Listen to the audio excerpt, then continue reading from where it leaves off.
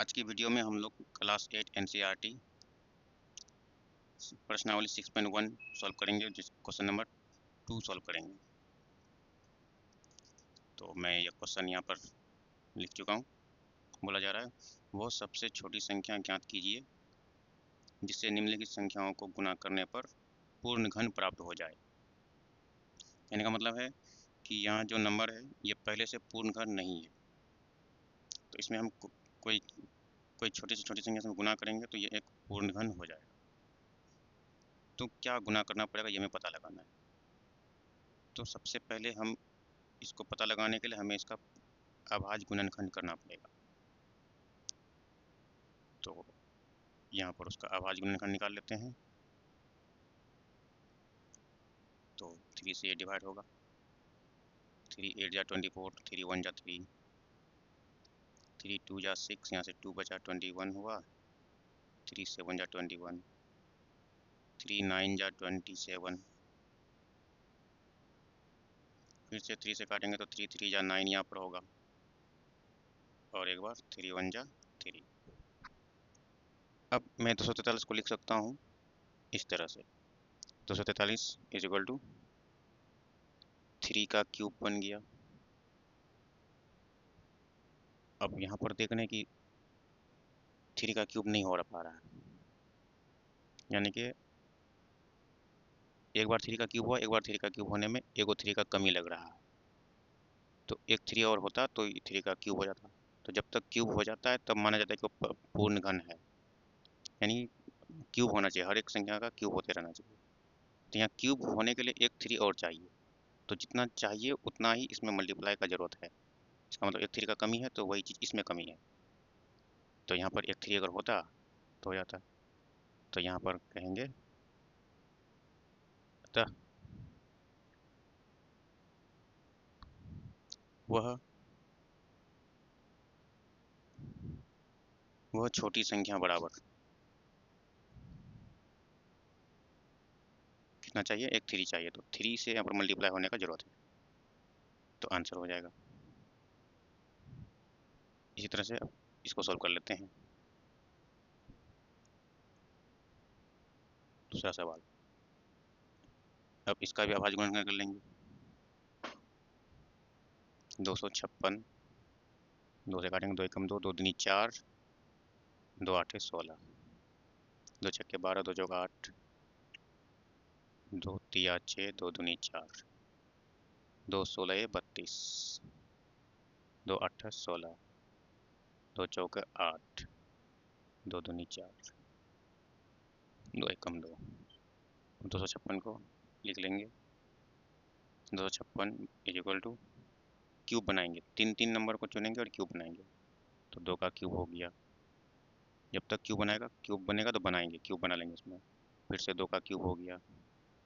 अब यहाँ पर देखें 2 ही को 2 लिखा हुआ है, तो हम यहाँ हमें पता चल रहा है कि 3 को 2 होने में 1 2 और चाहिए था, तो इसलिए जितना चाहिए था उतना ही गुना करने का ज़रूरत इसमें बोला जाएगा।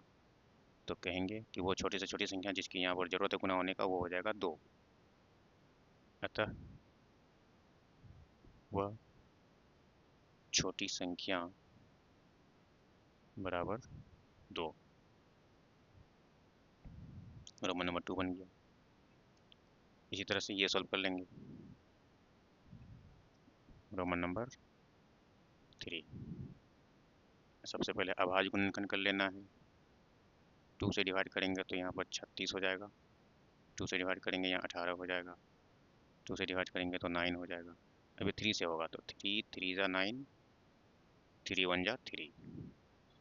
तो 72 को हम क्या लिख सकते हैं, देखिए यहाँ पर 2 का क्यूब बन रहा है तो 2 का क्यूब लिख देंगे, लेकिन क्या 3 का क्यूब बन रहा है? 3 का क्यूब तो नहीं बन रहा है, तो हम 3 को उस तरह से लिख लेंगे। तो क्यूब होने में कितना का कमी लग रहा है? तो क्यूब होने के लिए 3 को चाहिए, यहाँ पर 2 ही को है, 2 बार 3 है, और एक बार 3 होता तो हो जाता, तो वो नहीं है, तो उसी की कमी है, इसमें मल्टीप्लाई होने का ज़रूरत है, तो उतना से ही मल्टीप्लाई करना पड़ेगा। तो कहेंगे अतः वह छोटी संख्या बराबर, वह छोटी संख्या बराबर 3। यानी कि 3 की आवश्यकता है इस संख्या में मल्टीप्लाई करने के लिए। अब रोमन नंबर 4 बना लेते हैं।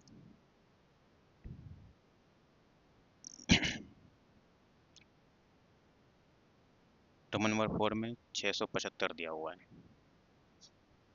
तो इसका भी अभाज्य गुणनखंड कर लेंगे। लास्ट में 5 है, 5 का टेबल लेना पड़ेगा। 5 एकम 5, इसमें 1 बचा 17, 5 तिया 15, 2 बचा तो 25, 5 पंचे 25। फिर से 5 से 5 दूनी 10, इसमें 3 बचा 35, 5 7 है 35। अब 3 से होगा, 3 नमक 27, 3 तिया 9, 3 एकम 3। तो 675 को हम लिख सकते हैं, 675 क्या लिख सकते हैं, 5 का क्यूब नहीं हो पा रहा है, यानी कि 5 गुना 5, उसके बाद यहाँ पर एक 5 होता तो 5 का क्यूब हो जाता, बाकी 3 का क्यूब तो है, 3 गुना 3 गुना 3, यहाँ पर इसका क्यूब हो गया, यानी इसको मैं सुधार के ऐसे लिख सकता हूँ कि यहाँ पर 3 का क्यूब हो रहा है, बस 5 का क्यूब नहीं हो रहा है। एक 5 अगर और एक यहाँ पर होता तो 5 का क्यूब हो जाता, तो एक 5 की आवश्यकता है क्यूब होने के, पूर्ण घन होने के लिए। तो कहेंगे अतः वह छोटी संख्या बराबर किसकी आवश्यकता है, 5 की आवश्यकता है, तो 5। अब लास्ट सवाल है 100, तो 100 यहाँ बना लेते हैं। रोमन नंबर 5, 100 में क्या मल्टीप्लाई करने की ज़रूरत है, तो इसको 2 से डिवाइड करेंगे, यहाँ पर 50 आ जाएगा। फिर से 2 से डिवाइड करेंगे तो 25 आ जाएगा। फिर से अब 5 से डिवाइड करना होगा, 5 5 ज़ा 25, 5 1 ज़ा 5। तो 100 के लिए क्या लिखा जा रहा है, तो यहाँ पर देख रहे हैं कि 2 बार 2 है, क्यूब होने के लिए 1 बार 2 और चाहिए था। उसी तरह से 5 2 बार है, इसका भी क्यूब होने के लिए 1 और 5 यहाँ चाहिए था। तो यहाँ पर क्या चाहिए, 1 और 2 का कमी है, 1 और 5 का भी कमी है इसमें। तो हम कहेंगे कि यहाँ और यहाँ का नंबर चाहिए, कितना चाहिए, 2 चाहिए और एक 5 चाहिए, यानी सब मल्टीप्लाई का कनेक्शन में है, तो बोलेंगे 2 और 5 दोनों का गुना होकर जो होगा वो बताएंगे, सिर्फ 2 और 5 नहीं कहेंगे, 2 5 जा 10 कहेंगे। अतः वह छोटी संख्या बराबर, यहाँ का 2 और मल्टीप्लाई बीच में रहेगा और यहाँ 5, यानी कि 2 और 5 ऐसे लिखेंगे, लेकिन इसको मल्टीप्लाई का जो होगा वो असल में आंसर होगा, यानी कि 10 हमारा सही आंसर होगा। 2 5 जा 10।